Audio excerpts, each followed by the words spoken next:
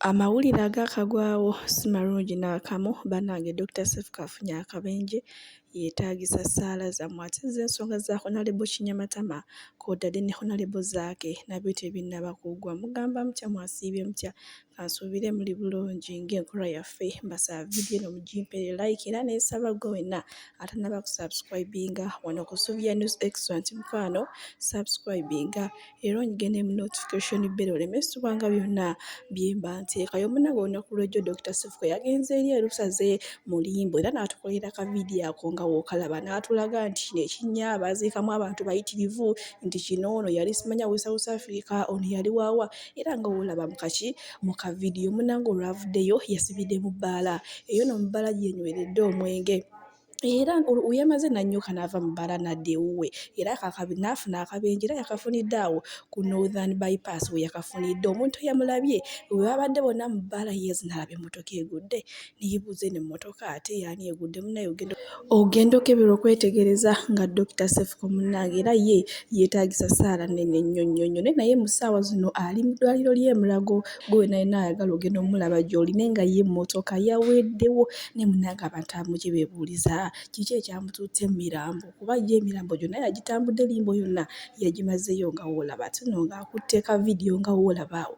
Bannange kale ye yeetaagisiza ddala essaala. Balala bagambye ssaala z'abawala bano munnaye baabonyaabonya baamala okukozesa ate n'amala n'abagalabanja ate n'afulumya n'ebitundu byabwe ebyekyama. Kale wamma buli omu ayogera kikire naye buno obudde tusooke tulindeko okumujajinga tusooke tumusaasire ku kino ate kyaliko bambi kye yafunye. Omanye emmotoka ye yonna okuggwaawo amagulu bannange tagenda kuddamu kutambula. Bambi musajja wattu si yabadde avuma si yabadde akola ki leero simanyi naye nga tusooke tumusabira dda engulu kuba okuva olunaku lw'ejjo ssaawa 10 ez'ekiro kumpi ng'obudde busaasaana nakati tannaba kudda ngulu.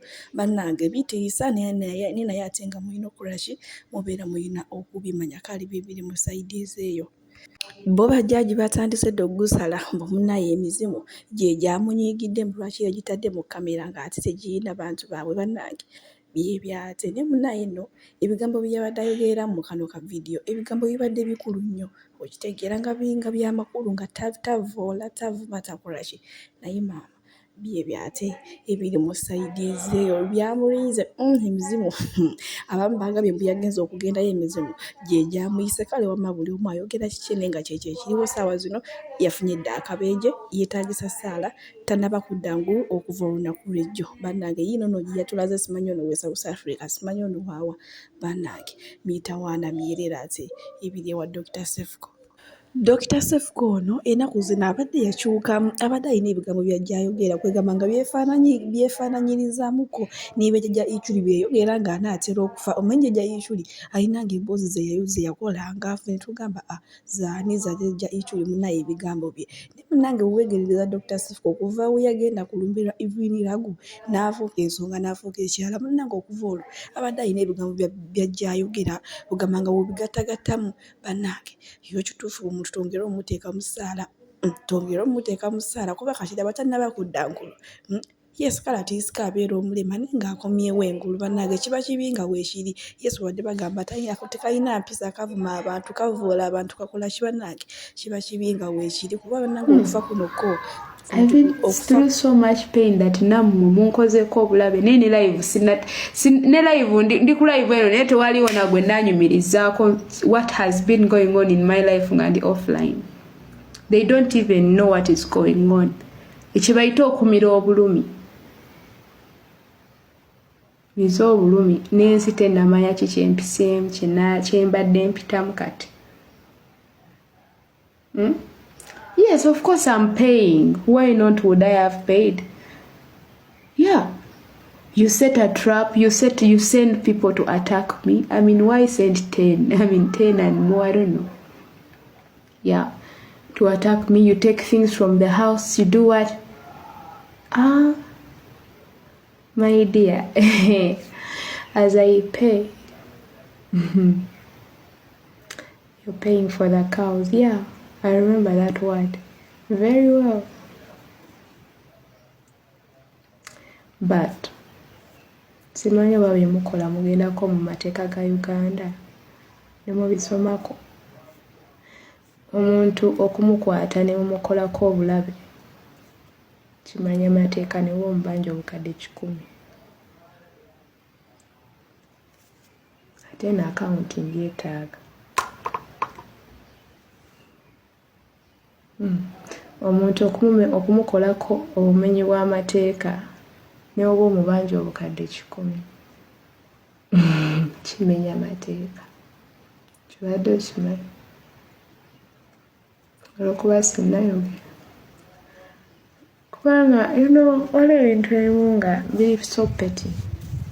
Byati ebyo nga tubitadde ku bbali bwenti okuvuza ebuterevu wadde akasanyi nga kanuma naye tuyina ate okufuna gonna amawulire agaba gatambudde mu nsi munange kunalebo Kinyamatama ensonga zo tezinnaba kuggwa munange nono mmemba wewaffe Rakai district mmemba wewaffe naye maama nze namulabe nga akankula eddoboozi mukana akaseera zebulyo n'okuba mmanyi tayogera kyokka olinga anoonya akalulu yatambulanga nnyumba ku nnyumba banaye mumpa akalulu naye maama oba okuva we twamuwa akalulu abadde omukyalo ono nga yabula naye twazzemu okumulaba nga Honorable Zaake akoze eki amuzuukusiza mbufunze Honorable Zaake weebale kuzuukusa mukyalo naye so wadde wamujjolo nga okozesa ebigambo ebibi naye weebale muzuukusa osanga munnange naffe abeera akaayi tunaafunako obwenkanya enguudo zinaatereera ebintu binaatereera bannange ono omukyala ye naye yeesuulirayo gwa Naggamba baanange nze mbale n'okuba namwerabira n'okumwerabira Honorable Zaake weebale kuzuukusa ono omukyala kambateereko ka vidiyo ate era tweyongereyo baanange boosi birungi n'akamu n'akatono.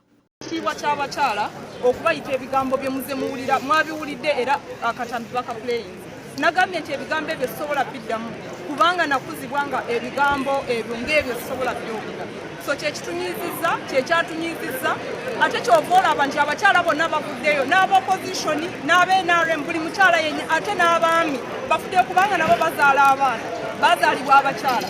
Ekikolwa kino tukivumira ne sekuvumirira yenna ate tetujja kutuula mu palamenti ya Uganda nga Zaake akyalimu. Honorable Zaake alina okuvaayo ne yeetondera Uganda n'ensi yonna n'abamuzaala kubanga yatobodde buli kitiibwa kya mukyala yenna ku nsi. Kino tekiriiko byabufuzi obutakkaanya mu byobufuzi tekitegeeza lutalo era ffe kyetukkirizaamu tetujja kukkiriza Honorable Zaake kutuula mu house mpaka ng'avuddeyo ne yeetondera eggwanga. We twali tukula baatugambanga nti mwana mubi avumaganya nnyina. Kati Zaake ye takyaswala aswaza buswaza aswaza baani aswaza abantu b'emitiiyana bonna abaamulonda n'aswaza kaadi y'ekibiina gy'ayina eya Nuupu n'aswaza abakyala bonna abali mu Nuupu n'aswaza mukyala we amuzaalira abaana n'aswaza maama we. Era buno obudde webagambira nti ensi mazadde baffe baatugambanga nti mugende ensi eri bagunjula kati buno obudde Zaake ensi eri mumugunjula kuba Zaake afuuse kiboolo bamuboola kati mu bantu. Zaake afuuse kivumo mu paaliyamenti ya Uganda kiri ku likodi.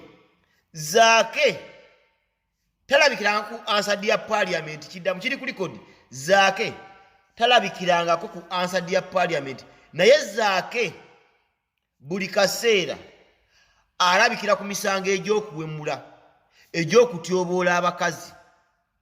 Kati be bantu be twalonda abakuba paaliyamenti abalala balwana nnyo bateese baleete enkyukakyuka mu ggwanga. Ye Zaake alwana nnyo awemule abakazi abatyoboole naye ng'ajjukira naye kennyininyini Zaake alina omukyala.